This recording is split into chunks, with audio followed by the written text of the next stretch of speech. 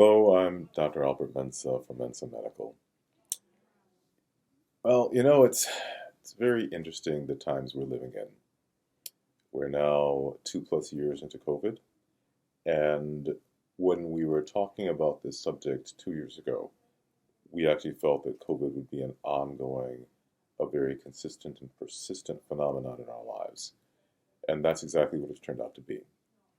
Because one of the things that happens is that when you unleash any organism, like the Burmese pythons in Florida, okay, they become part of the ecosystem, become part of the world in which they are in, and they begin to proliferate. The same with viruses or any other disorders. Now what we're seeing actual subdivisions and subcategories of COVID and basically new evolving versions of the original COVID organism around. So recently, Dr. Anthony Fauci made the announcement that we are no longer in a pandemic. That's wonderful. It doesn't mean you can't get sick anymore. Okay? So we're going to talk today about some of the things that you need to do in order to protect yourself while we now live with COVID. At the end of the day, what we really have to do is to help our bodies be as prepared as possible to have optimum immune systems. And how do we do that? Okay. Well, first of all, let's talk about the idea of vaccinations and antibodies. Okay. What vaccines do is that they help your system, they prime your system to produce antibodies. Now, what you hear a lot about is that, well, the effect of vaccines only lasts so long, and then you need a booster. Well, what's really being left out is that vaccines stimulate your immune system to produce antibodies, but antibodies are not meant to be around 24/7. In addition to those antibodies, there is the production of what we call memory cells. So these are like the policemen or the FBI who carry pictures around with them in their DNA of bad people, criminals, or in this case, the COVID virus. When that virus reappears, a signal goes out throughout your entire system saying, bring in the antibody army, raise it up again, and let's go fight this creature. Your system is already primed to be able to fight COVID once you've either had COVID or had a vaccination. You get an exposure, you get a reaction, and you have memory, and you can recreate that antibody army extremely rapidly so that you only may get a mild infection or a mild manifestation of an infection. I also want to talk about another factor that most people don't realize or consider. It's called viral load. In other words, how much exposure are you getting to the virus can actually determine how sick you become, even if you've been vaccinated or had COVID before.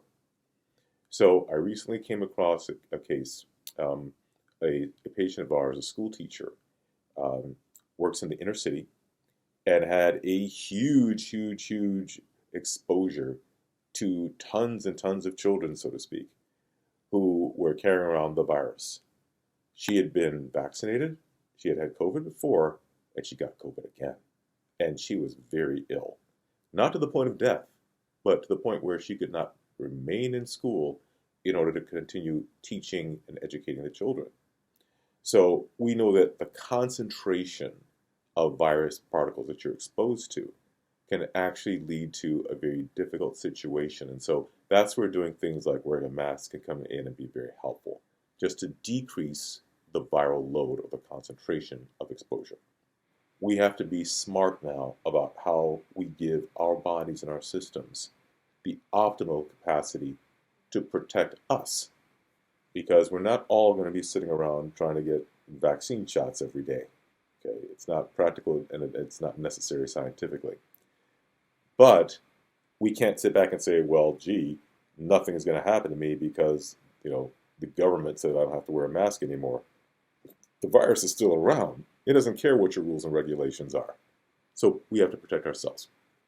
You know this already if you've followed us or been with us for any length of time.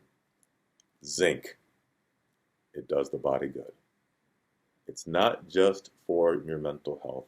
Zinc is one of the most powerful nutrients. As far as the immune system is concerned, I rank zinc up there with vitamin C. There's no question. They do different things, by the way. They do different things. Vitamin C, in terms of COVID, helps to keep basically your ability to breathe and get oxygen to your system. It literally binds and ties together your red blood cells to oxygen, to iron, and so forth. So it's like the rope, the string, that's the nuts and the bolts of the system that keep the machine able to work functionally. Zinc, on the other hand, powers your immune system. I think every adult should be on 50 milligrams of zinc picolinate every day, even if you're not tested. Now, I'm not talking about your mental health here. I'm talking about your physical capacity. Children, okay, if you've got a toddler, if you've got, a young person, probably 20 to 25 milligrams of zinc ongoing.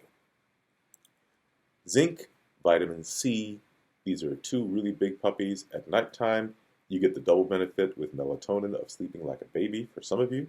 For some of you, it doesn't work. But the key to melatonin is that it's important in the inflammation process. And inflammation is that process that allows people to get sick, unfortunately.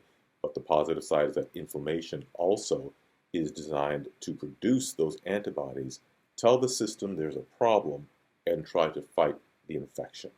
Okay? But melatonin is a very strong anti-inflammatory agent. And that's why we like to keep it around. So for an adult, you probably only need 1 to 3 milligrams of melatonin. Now we're talking about maintenance. How do we maintain ourselves during this time of COVID? And good dietary balance. Folks, your diet influences you quite a bit. You can become inflamed just by eating all the wrong things, and many of you already know this. Diet can be very, very key to helping your system have its best fighting chance. And I know what you're thinking. But Dr. Mensah, I'm already on one of your nutrient programs. What do I do? Do I take extra? Well, no. If you're on a nutrient program, believe it or not, you're doing pretty well. Many of you already recognize the benefits of your nutrient program in terms of your immune health. Many of you reported, you know what? We got exposed to COVID, we tested positive, and we barely felt a thing. I think I had a migraine headache for a day, or I just felt a little bit feverish and congested for a couple of days, and after that, I was just fine. Well, you shored yourselves up. Your immune system was primed, and you didn't even know it. Well, now you know why. So, let's think about this. Let's be very careful. Let's be very cautious. Let's be very appropriate. Let's manage our diet. Let's take our nutrients. And tell your friends about this as well, okay? And the last piece that I want to bring up is exercise.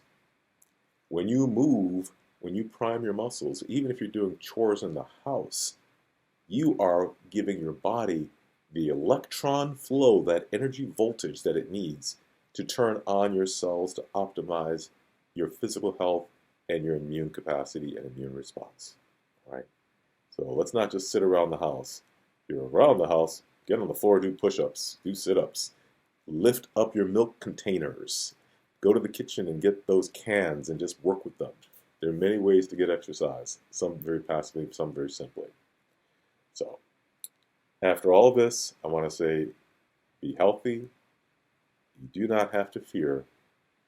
Do those things that you've already heard of that will help you protect yourself in this world that we must now live with COVID. I'm Dr. Albert Mensah. Thank you very much.